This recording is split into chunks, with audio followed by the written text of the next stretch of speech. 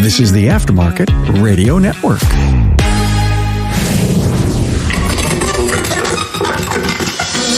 Carm Capriotto here, the pioneer of automotive aftermarket podcasts, with a father-daughter episode you are going to love. Boomers and millennials could not be more different if they tried. Now, we've all heard the stereotype for both generations, and miscommunication and frustration often bubbles to the surface in any work environment. Now, instead of criticizing different generations than our own, isn't it time we pause and started understanding each other? In this episode, Bill Haas is the boomer and Sara Fraser is the millennial. They are also a father and daughter team that works together. Listen to both perspectives and find out how both generations can actually work together harmoniously. Thanks to our partners Apex and Shopware for bringing you this episode. Hey, did you hear that Apex 2021 has a new area designated just for you at Repair Shop HQ? They've got you in mind. Now, it's a one-stop destination and being designed to meet the product, equipment, and training needs of shop owners, managers, and technicians. It's all happening at Apex 2021, November 2nd through the 4th. In Las Vegas. Now, I'll be there in Repair Shop HQ with my studio. Hope to see you there. Register now at aapexshow.com. Hey, when was the last time you ordered something online? Say a burger from Grubhub, maybe your groceries from Amazon? How about things that are really high-tech, like auto repair? Shopware's online interactive repair orders lets you do just that. Shopware, check it out for yourself on the web at getshopware.com. Hey, do you have a topic you'd love to discuss on the podcast? Well, I'd love to hear from you. So many of the podcasts come from you and your ideas and your stories. Email me, carm@remarkableresults.biz, and let me know what's on your mind.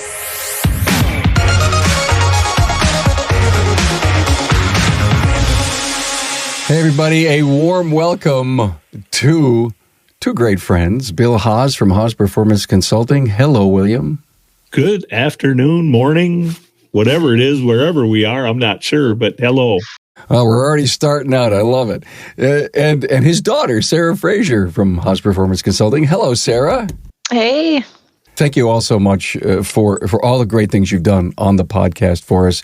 Great, intelligent stuff, Sara. We're going to talk about millennials today. You kind of were my millennial go-to a while back. Your dad started it off, and then you came on, and then you filled in the blank, and because you put your hand up and said, why the heck is he teaching about millennials? He's a boomer. Shouldn't I be doing that? And so, of course, you've been all over the country. You're on all kinds of webinars. I've seen you at so many places doing this. How do I have to manage and lead millennials in my business? And I think, Bill, you got juiced up a long time ago, realizing that the age of many of the shop owners. Well, you know, it's a funny story, and I don't know if you've ever heard that story, actually, but I was actually going and doing seminars on marketing to Generation X and Y. That was actually the title of the seminar, Marketing to Generation X and Y. And like anything, you get done with the seminar, and a couple people come up to talk to you at the end of the seminar, and all of a sudden, somebody says, your seminar was great, but I wish you would teach us how to work with them. And the light bulb went on. I went, wait a minute. That apparently is a problem. You know, I get so many of the ideas for my shows from the people in the industry. And what you just said is, you got to be out there. You got to be listening to your people. You got to be breaking bread, having a beer with somebody, and you got to pay attention. I think what happens, and you're a person where you hear, you see, you feel, and you go, oh my God, I just learned something, or this is another great moment for coaching, or I have a client that's suffering with that, and I didn't know how to get to him. Someone out here told me how to get to him. But, you know, to your point, Carm, I mean, honestly, why would people want to listen to an old guy talk about millennials or Generation Z? I mean, I'm talking about my kids. I'm talking about my grandkids. They should hear from people that live it, that know it, that understand it because it is their life. There's a big disconnect for me. We're here to update some of our other millennial episodes to freshen it. The reason that I like to turn on the same topic, say we did 3 years ago, is because those 3 year ago podcasts are down the stack, Bill. You know, they're way down there, even though you could go and type in millennial on my website and find them all. Refreshing this is really cool. So let's start this out by, let me give you a little quote here from a CNBC article. Interest in learning and development, and this is what I think is so fascinating, is particularly strong among younger workers, the millennials. LinkedIn did some research and found that roughly a quarter of Gen Z and millennials say learning is the number one thing that makes them happy at work. And over a quarter, 27% now of Gen Zs say the number one reason they leave their job is because they did not have the opportunity to learn and grow. And so I bring that up for one reason and one reason only. Service advisor training, technician training, and the training commitment and culture in the business. There's the proof. They don't have time. No, they want to learn. Right, Sarah? Absolutely. I have had so many opportunities to learn at different jobs, and I've had jobs where I didn't have those opportunities or I wasn't being challenged. And I don't want to just go to work and do the same thing over and over again. I want to learn. I want to grow. I want to advance. I want to know that there's some type of future that I can work towards, and I'm not going to be stuck in that same position all the time. So I've done a lot of online training from different jobs, and I've really enjoyed that opportunity to be able to do those things. Bill, a boomer's perspective about job expectations would be what? Well, I think for a lot of boomers, it was really just show up, shut up, and get to work, you know? Exactly. Right? Why aren't you here on time? You got to show up. So why aren't you here on time?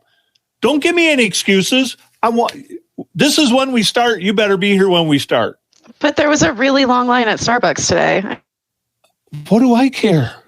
I don't even like... I got a 30-cup pot over here full of coffee. What are you wasting time at Starbucks for? And you know what? At the end of the day, we throw it out on the driveway and we use it for blacktop seal. Exactly. So, that's it for me. But that's the world I came from, right?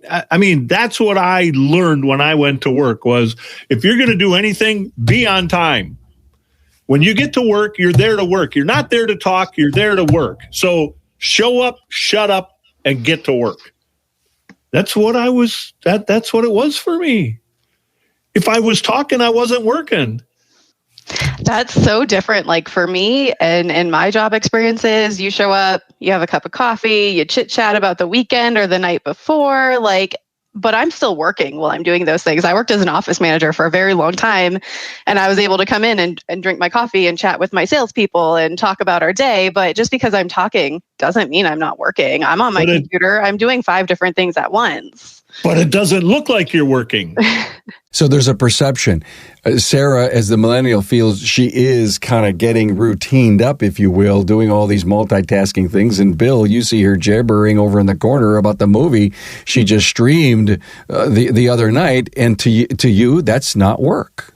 But this is a struggle for us as millennials. And this is really what we have to get past as employers is this.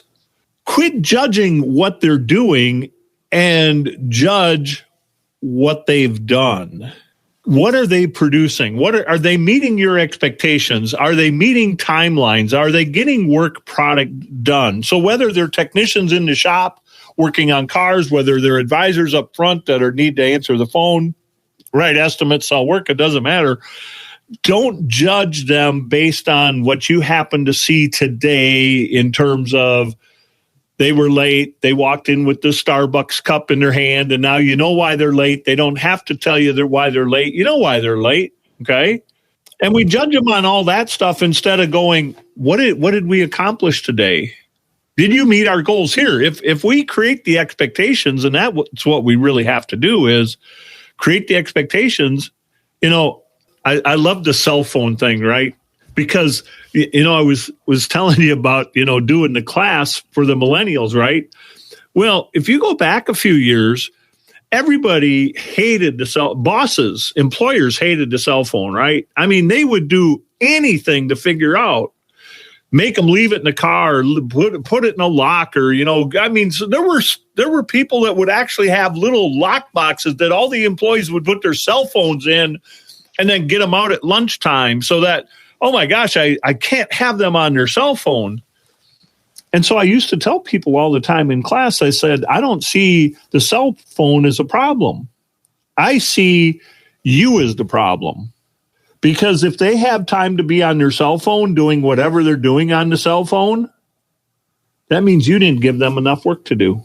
So if you want to fix the problem, realize what the real problem is and make sure they have enough things to do that they're not going to get bored. Sarah, people ever get bored at work? Absolutely. Of course. All the time. Well, what are you going to do if you get bored? You're going to do stuff you enjoy. You're going to talk to people you're friends with, right? Another perspective on that, like I could never work somewhere if they wouldn't let me have my phone on me. And it's not because I need to check Facebook or I need to do something when I'm bored. That's my lifeline to my friends and my family. And no matter how much I love my job, my family comes first. And if somebody got in an accident or so, like that's how I'm going to be alerted of that something's going on and I need to leave work and go take care of something. And it's happened before. My best friend's mom was sick. Things happen that are more important than my job, unfortunately. And that taking that away from me and not being able to have access to those things that are so important to me would not work for me. There's differing priorities, guys, that boomers and even some Gen Xers have to accept for the millennial generation. We watch commercials. You watch a half-hour TV tonight, and this is what you're going to see. You're going to see the millennial generation, and you're going to see they never settle down. They're drowning in debt because they have to improve their score, right? That they actually can't find a job because they have a useless degree they're in debt over, that they refuse to put their phone away, right, Sarah? And they're addicted to lattes, right, Sarah? So we see that all the time. You walk away from that, and it solidifies the manager or the leader of a millennial group as to why they feel like they do. Says, yeah, well, they're addicted to lattes. Why would they spend $8 on a coffee every morning and every afternoon? Why are they spending this kind of money? When I was young, we saved. We didn't go out. I must pay them too much. If they can afford an $8 latte 3 times a day, I must pay them too much money. And then it goes to, are we giving them good work? Because they want good work. They want to be part of a place with purpose, right, Sarah? Are we talking, is our culture in our shops enough that people know what our values are and that those values extend to exceptional customer service and safety and reliability and trust? Do they even know that? Because to me, that's a belonging piece that millennials want. I need to know that I'm helping people, that what I'm doing matters, that I'm making a difference. I need to know if I'm doing it well or not. And I need, we talk about giving reviews. I almost need to be reviewed every day. I need somebody to check in with me and at least say hey, you did really, really well in that, or you could have done this a little bit different. Something, just let me know, because if you don't tell me how I'm doing, I automatically think I'm doing an awful job. And then there's a big difference for me, because nobody ever had to tell me I did a good job. Nobody. I knew if I did a good job. And I was the first one to know if I didn't do a good job. And I'd work my butt off to make sure nobody could find out I didn't do a good job. So I think there's a huge difference between the boomers and the millennials. And I think that's a real struggle for the boomer who's the boss, manager, supervisor. We don't know how to give that feedback. We don't understand how important that feedback is, and that it needs to be so routine. Constant. You could have told me I did a great job yesterday, but 2 days later, if I haven't heard how I'm doing now, I'm like, oh, maybe I really messed up. Or, I've done podcasts with Carm before when they're released. If you don't call me and say hey, you did a really, and you do, you always listen and you always call me. You're like, Sarah, you did a great job on that podcast you did with Carm. But if one was to be released and you didn't say a word to me, I'd be going wow, I really bombed it. It was awful. We need that almost reassurance. But also with that appreciation, just like a thank you for coming to work today goes so far that I don't think boomers need that. Boomers wouldn't even, that's not even in your vocabulary. Thank you for coming into work today. Am I right, Bill?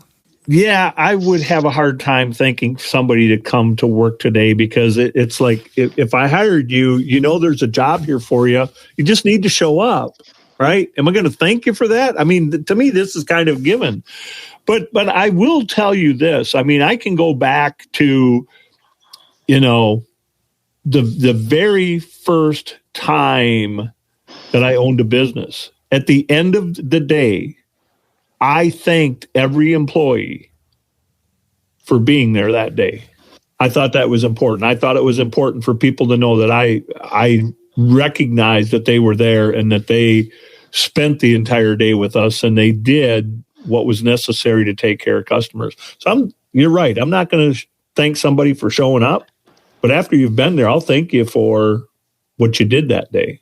Thank you for that, because I just got this wild lesson in my head.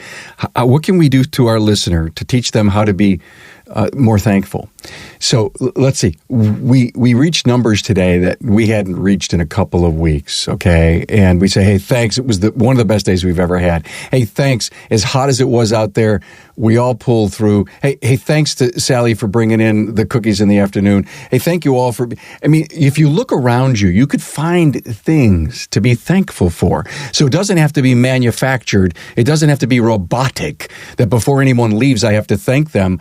But find, even if it's a general thank you to the team, there's tons of things all around you to be thankful for. Absolutely. And be genuine about it too. Like, don't say thank you just to say thank you. Like, we're choosing your business to come and spend how much of our time at. And if I'm, showing up and doing what I'm supposed to and doing a good job, I want to be appreciated for that.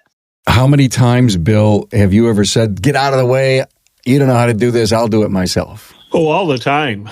I mean, here was my problem, right? I probably knew how to do everything that had to be done in the business. I had more experience at it. I was more knowledgeable.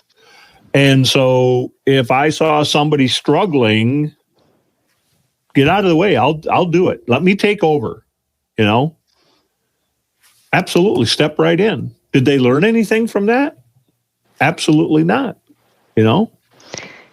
That to me is one of the worst things you could do to me as an employee, is to step in and do my job for me, especially if it's in front of a customer. Because now I'm like, I feel like I can't do my job. I don't know what I'm doing. I'm now embarrassed in front of this customer. And I'm completely like, why am I even here? If you have the time to come in and do my job for me, why did you even bring me in today? Like, I'm obviously not needed. Like, that crushes me more than, like, that would ruin my whole day. And then I'm no longer a functioning great employee if I'm feeling this in my head and I'm feeling like I don't know what I'm doing and I don't belong here. Now, what am I contributing to the team? How am I making a difference?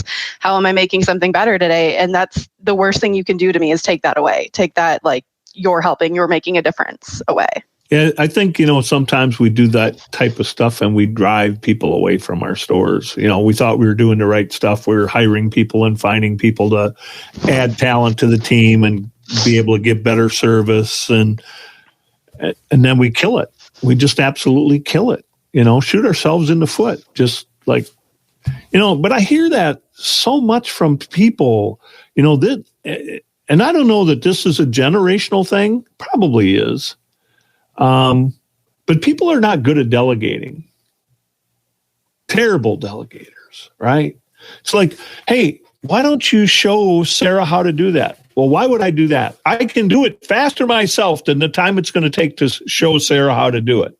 Well, what people don't recognize when they say that is, what I've really heard is, you're going to be doing it yourself forever because you're never going to show Sarah how to do it. So that means all the things that you want to do that you never get to do is because you can't delegate or won't delegate.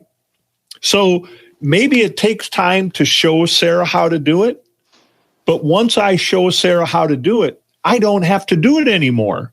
I now have the ability to do other stuff that I need to be doing that I can move on to because I've now allowed someone to step into that role or to take over that responsibility. I think baby boomers are horrible with that. I don't think we're good with that at all. That's something that has to be learned. What I hear you say, Bill, is individual versus team, Sarah. I mean, somebody that doesn't want to teach you, as you say, Bill, is going to...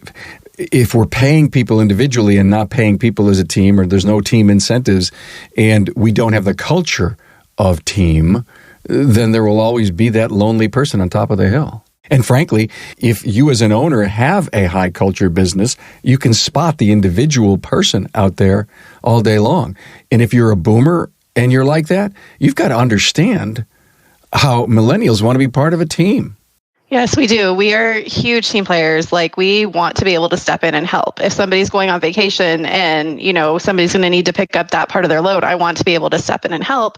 And at the same time, I want that for me. If I'm the office manager and I'm the only person who does my job, but I need to go away for a week, someone else needs to know how to do it.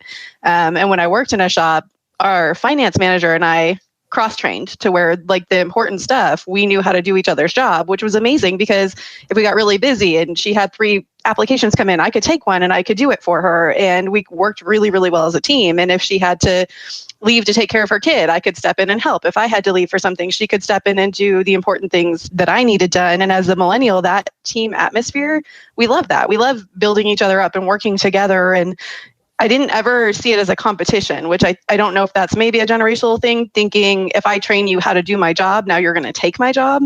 And I never felt that way about it. Oh, that's generational. Yeah. I think there's a lot of that. The competitive side of, why would I teach them how to do my job? They could then do my job and maybe I'm out of a job. Hey, Carm here. And coming up, Bill shares a story about a frustrated owner trying to replace his service advisor without ever discussing with that employee their shortcomings. Keep listening to find out what happened. Hey, with registration now open for Apex 2021 in Las Vegas, you can already feel the excitement building for this year's homecoming. Hey, I can't wait to reconnect with all of you in person and share stories of our time apart, both personal and professional. And I also can't wait to sit in on the technical and business management training specifically for you, the service professional. Now, with more than 20 sessions that are planned, you'll hear from the best of the best, including Francisco Moreno, who will lead a session on electronification of the chassis, and Malin Newton, who will share the positive transformation that happens in the shop when excellence is a habit. Make sure to also experience the new Repair Shop HQ and Joe's Garage. It's designed with you in mind. And get on the show floor to see the many new products and emerging technologies. The dates again, November 2nd through the 4th, 2021. Be there. Register right now at aapexshow.com. The automotive industry is blazing through with so many twists and turns and changes. Careful not to crash. Yet amidst it all, the demand for repair is a constant. So the questions remain, will repair shops adapt or die? Well, our friends at Shopware Shop Management Software get it. Their CEO is a shop owner. They understand what it takes to repair cars, and they're ready for the next big thing in automotive. Shopware tailors mainstream web-based technology to the needs of the industry's leading repair shops. You can run entirely digital, phone optional, and paper-free. Interactive online repair orders will not only meet the needs of contemporary drivers, but they are blown away by the experience. Connecting the aftermarket together, Shopware's ecosystem enables next-generation shop efficiency and customer satisfaction without compromise. Full service onboarding and best-in-class support provide everything a shop needs to transform its business and stay competitive long into the future. Enjoy more accurate quotes, more profitable jobs, busier technicians, and of course, happier customers. On the web at getshopware.com. I have found something so interesting of late, talking to so many younger shop owners. I'm so happy.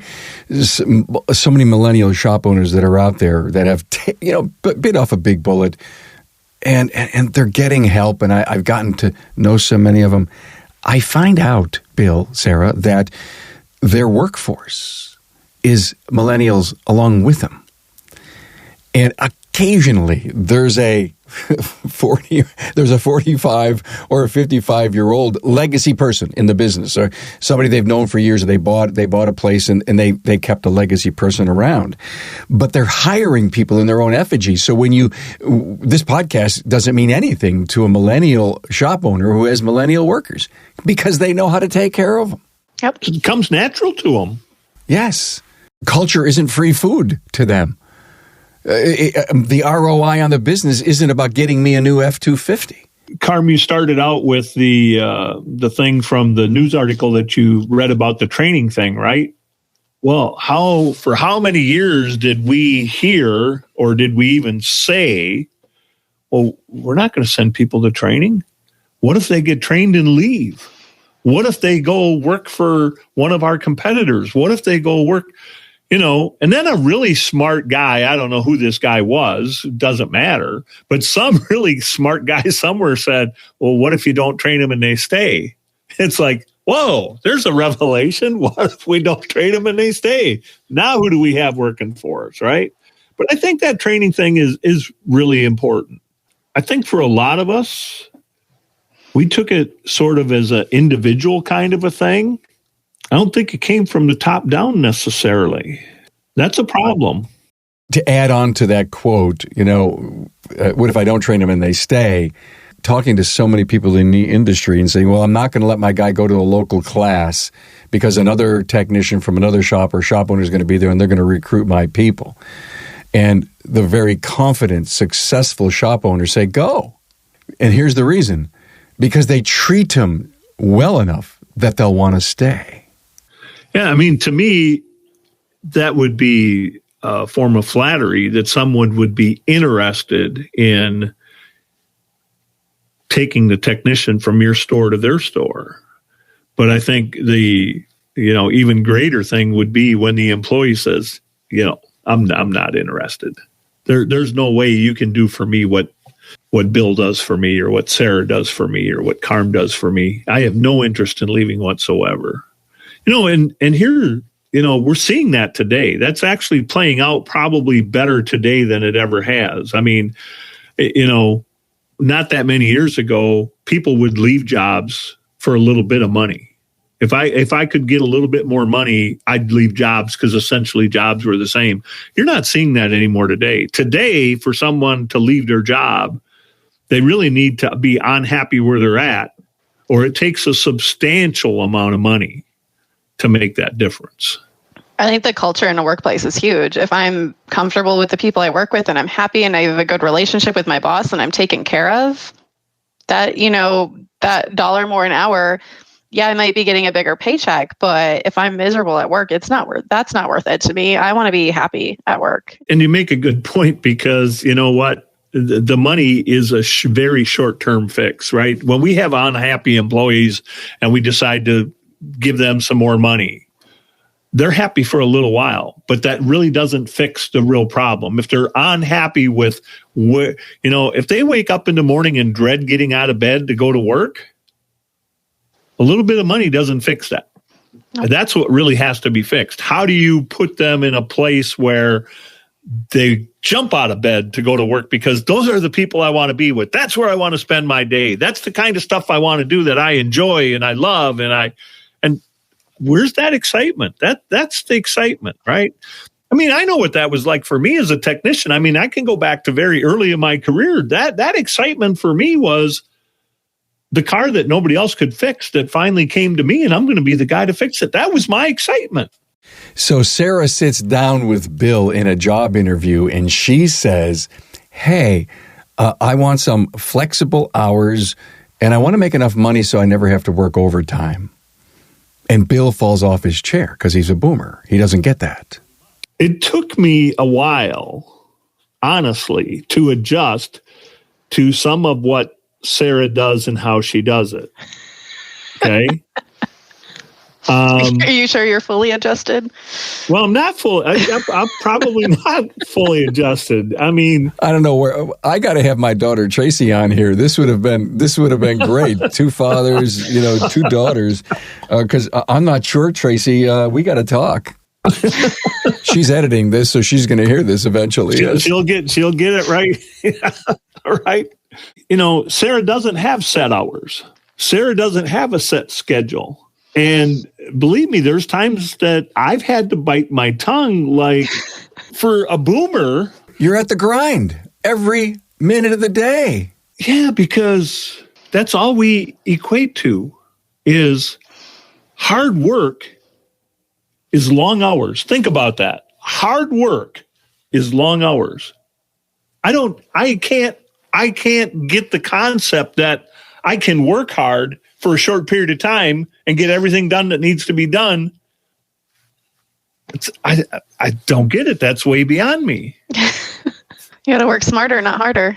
If I put in a 20-hour day, but I just didn't get done what I wanted to be done, that wouldn't feel like hard work to me. But if I checked everything off my list and got it done in 5 hours, that was hard work. I got everything done. Hours don't and I struggled with that when I worked at a desk job because I had to be there from this time to this time.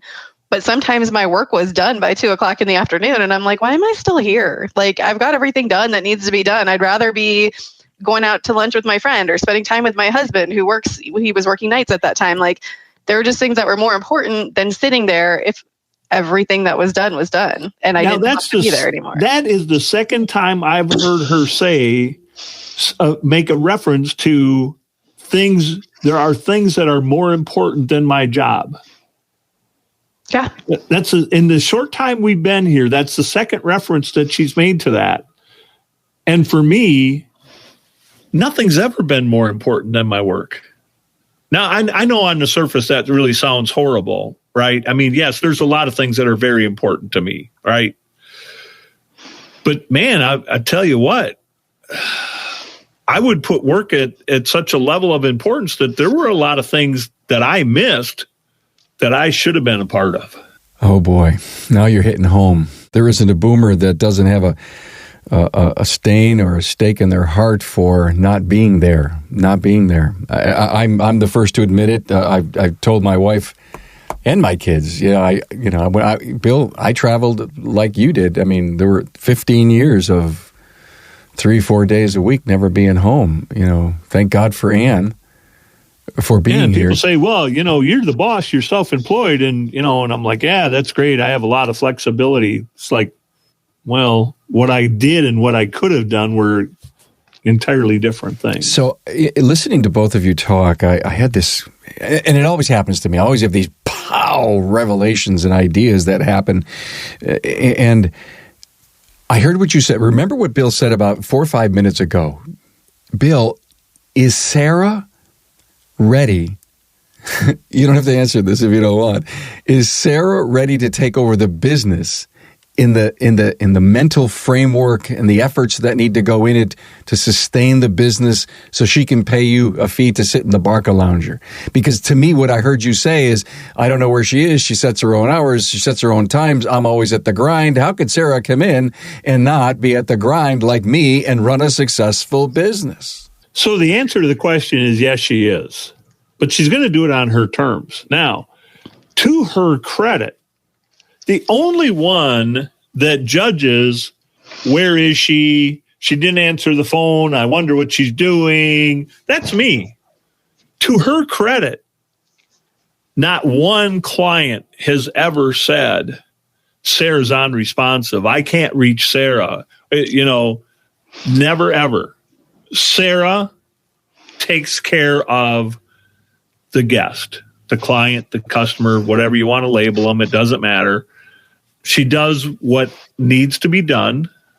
Yeah, she could do it. Absolutely. I just don't do it the way you would do it. I mean, we just do it differently.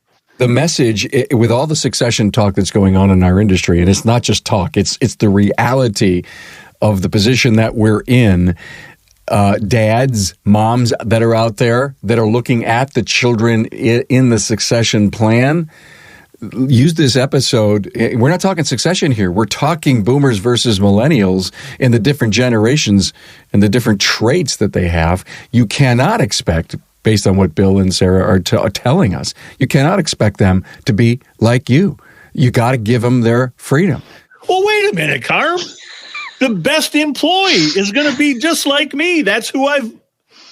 No. Yeah, you're right. For. You're right, Bill. From a boomer's perspective, you're right. That's exactly what we do, right? If I need to hire somebody, I better find somebody just like me. I need to find somebody that is as smart as me, will work as hard as me. That's going to be my best employee. I want to find somebody different than me. I want to find somebody with a different perspective who will challenge me and make me learn and teach me and help me grow. I already have me. I don't need somebody just like me. I can be complicated. I don't want to work with somebody who's complicated like me. I want somebody different, but I want that team. I want people that bring different things to the table. So I wouldn't want to hire somebody just like me. You know what I'm waiting for, Carm? I'm waiting for the day that she does take over the company and I can work for her, okay? And see if she can find me. Role reverse. I don't think it would be that hard. I'm pretty sure you'll be in your office till 6 p.m. or 7 p.m. every night, like you are. I came up with a new term, Bill-like. Bill-like. Bill-like, yeah. You should be more Bill-like, yeah. I think you could find a lot of arguments for that. And what about shortcomings, Bill? Sometimes we are so quick, to say, I don't know, they just don't get it. They said they could do this and now they can't. We're so quick to judge as a boomer. Yeah, we are. And it's, the way we go about it's probably not good at all. Because we'll complain to everybody about this employee's shortcomings, right? I mean, we'll complain to the other people that work there. We'll complain to the tool guy. We'll complain to the part salesman. We'll complain to our spouse, significant other. We work with a coach. We'll complain to the coach about all the problems I have with this employee. We'll complain to everybody except the one person that can do anything about it. We'll fail to go have a conversation with that person and talk about what we see as a problem and what we need to do to correct it. We'll avoid that conversation, but we'll talk to everybody else. And but then why are you so afraid of having that conversation with me, like with an employee? What is the fear around that? Show up, shut up, and go to work. Why should I have to have that conversation? Just come and do your job. You're having it with everyone else, though. So you're already wasting all this time having that conversation with all these other people. Oh, but it just feels better when you're able to talk about it. It's therapeutic. So talk to that employee about it, because they're the one that needs to. I would much rather have a boss come to me and say, we're going to sit down and talk about something. And here's some things that we need to work on, than to overhear it from my coworker that somebody was complaining about me, or to just have you have me think everything's going fine when you're really not happy. Like, of having like a sit down chat with a superior. And I don't have that. Like, oh, the boss wants to talk to you. I think that used to be maybe kind of a scary thing. Like, that's never been a scary thing to me. Like, oh, okay, let's have a conversation. What's up? Like, it could be good, it could be bad, but I'm going to learn something by the end of it. And hopefully I'll get to say my piece too, because maybe they're doing something that's driving me crazy. And if we could talk about it and we're both doing things that are fighting each other and not communicating. Right. I mean, and then you complain to everyone else, like, what is that doing to your business culture? Because your other employees don't want to hear that you're unhappy with that employee. Nobody wants, that's. Well, not only that, but don't the other employees wonder what you're saying about them to someone else? Yeah. Sure. And so here's the whole thing. If you're complaining, doesn't a millennial, Sarah, want a strong leader to guide them through? Thank you, letting me know. How are things? You want constant reviews. And if the boomer realizes that if they have a problem and they go to everyone else but that person, the boomer wants to hear from you, good or bad. If they're going to leave in 6 months, let them leave in 2 because you can't get on the same page. But you have to make the effort as a boomer owner, leader, to do this. Right, Sarah? 100%. And as an employee, like, I don't feel that that's my responsibility to come to you and be like, hey, is everything okay? You've been kind of short with me lately. Like, I don't feel like that's my responsibility. If you're having an issue with what I'm doing as the manager, as the boss, as the leader, you should be starting that conversation with me. You should be setting a time with me out of away from customers, away from other employees. Let's sit down, let's talk. And I want to learn, right? So if I'm doing something wrong, I want you to take the time and take it into a teaching opportunity and teach me what it is and how I need to change what I'm doing. Or maybe I'm doing something because it works better for me, but you're not understanding why that works better for me. And so maybe if I can explain my side of it, well, X, Y, and Z, this is why this happens in this order. And now you can understand where I'm coming from. But I think just taking those moments of frustration and turning them into teaching moments rather than, having this negative energy and all this complaining around is way better. I'll share a quick story with you, right? So there's a shop owner that has a service advisor, and he's very unhappy with the service advisor. So he's been frustrated for a long time, and the things he's attempted to do haven't made any difference. The talks haven't made any difference. So now he gives up. Now he's going to find a replacement for his service advisor. So he puts an ad out for a service advisor. But he thinks he's put a blind ad out. People don't know where they're applying to. They don't have a business name. They don't have a phone number. They just have a place to send a resume. Unfortunately, he was incorrect, and it wasn't a blind ad. And the people saw in the ad the name of the business and the phone number. And so people that sent resumes hadn't heard back from him right away. So one day, the service advisor's gone to lunch, and as she's coming back from lunch, a young man is walking into the building with her with a manila folder in his hand and walks up to the service counter to the owner and says, I sent you my resume for that job that you posted for a service advisor, and I hadn't heard from you, so I wanted to drop a copy off to make sure you received it. He's like, well, thank you very much. The position's not open anymore. I mean, now he's just trying to cover his tracks, right? And so the young man leaves. And the service advisor goes, is there a problem? Am I being replaced? And the owner goes, well, yeah, I was thinking about replacing you, but I didn't want you to hear about it this way. And then the conversation moved to, I had no idea that I wasn't meeting your expectations, or that finally opened the door for the conversation to actually take place. And guess what it's done to their relationship? Mm-hmm. Service advisor's still there, and they have a better relationship today because of what actually happened. It forced the real conversation to take place. He only thought he was having conversations with her before. Now the real conversation took place. Now she understood what she needed to do better or different to keep her job, because guess what? She liked her job and she liked the people she worked with. And she didn't think there was any problem because it really had never been made clear to her that there was a problem.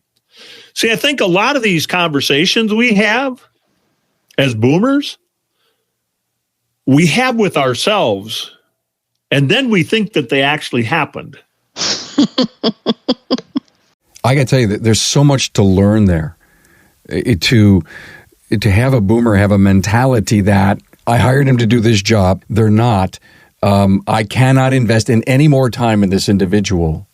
And so I am preparing to move on. The lesson that the boomer got was this individual, just as Sara has pointed out so nicely during this episode, just tell me, work with me, tell me what your expectations are, give me a I want to do for you what you want to do, yet I want to live my life the way I want to live it, but when I'm here, show me.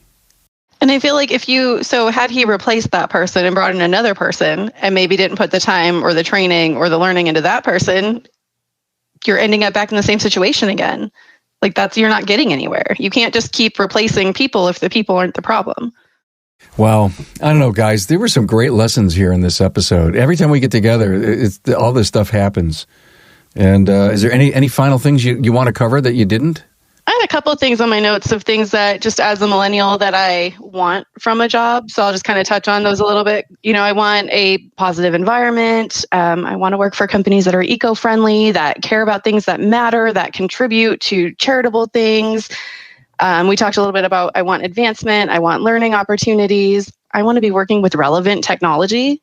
Right? I don't want to be working with stuff from 20 years ago. We've moved on. We've learned there's a lot of relevant technology out there. Those are the things I want to be using. That's huge. I want to be treated fairly and equally, no matter my gender, my race, my sexual orientation. None of that should matter. I want to be treated like everyone else in the business, and I want to be comfortable working there. I want to work somewhere that feels safe, and safe as in safe from bullying, safe from harassment. And that if something is happening, that my boss is going to stand up for me and say, hey, you can't talk to your coworker that way. Those kind of things aren't acceptable here. I want to come to work somewhere where I know I'm respected, I'm treated well, I'm appreciated, I'm making a difference, I'm comfortable, I'm safe. I want to feel good when I'm there. All of those things are really important to me as a millennial when it comes to my job, more so than what my paycheck is. When Sara first started working for us, one of her very first questions was, Dad, what does the company contribute to? What does the company support? What are things that are important to the company that are part of what we do? Who do you give? Who do you donate to? And I thought, I've never had an employee in my entire life ask me that, like that was important or that they cared. But I'll never forget that. That was one of the very first things that she asked about the company was, what do you do? What's important? What do you do in the company that you support? It is important. And I worked at a used car dealership for a while. And every year around Christmas, we would take X amount of dollars from each car we sold and put it aside and give it to a charity. And our boss was really cool because we got to help decide on who that went to. Our whole team got to get together and we all got to bring up suggestions and talk about the different charities that we think could really benefit. And we got to be part of that decision making, which again, to a millennial is huge. Let me be part of the conversation. Let my voice be heard. Let my, even if you don't agree with my opinions, listen to them and let me know you heard me. Like that's huge for me. I will also never forget one of our biggest arguments since working together has been about Dad really, really felt the need that I needed to wear a button-down shirt with the logo on it when I was going out or teaching or doing something like this. And I said, absolutely not. I am not into uniforms. We want to be able to express ourselves. We want to be able to show our style and our attitude through the way we're dressed, the way we present ourselves.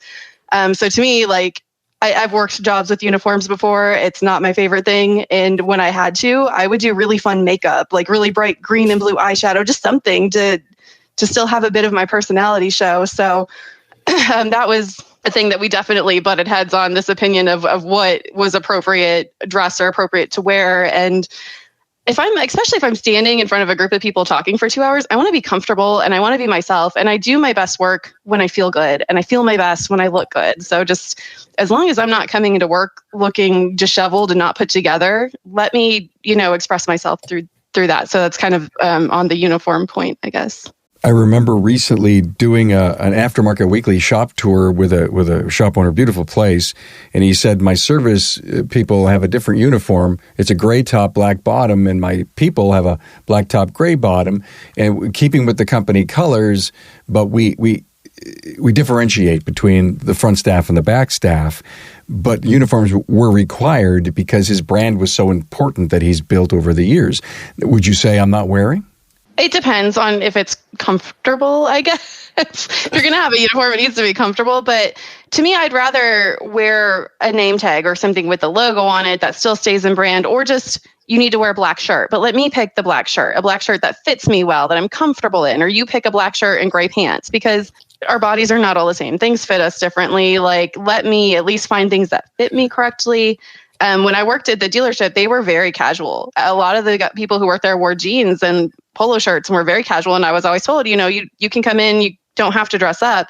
I dressed up all the time because that, for me, is how I feel good. Like, I feel good in a dress. I feel good with makeup on and my hair done. But that's a personal thing for me. At least just give me the option to kind of have a little bit of myself. Wow, I could go on. I have a million other things going on in my head about that whole dress thing, but I'm not going to deal with it right now. All I can add, Carm, is this: I have saved a lot of money on logoed shirts. Very good. Hey, guys, thanks for being here. This was not only interesting and profound, it was a lot of fun. It's always great to get together with you, Bill Haas and Sara Fraser from Haas Performance Consulting. Thanks so much for nailing this one. Thanks, Carm. Thank you so much. Thanks for being on board to listen and learn from the premier automotive aftermarket podcast. Until next time.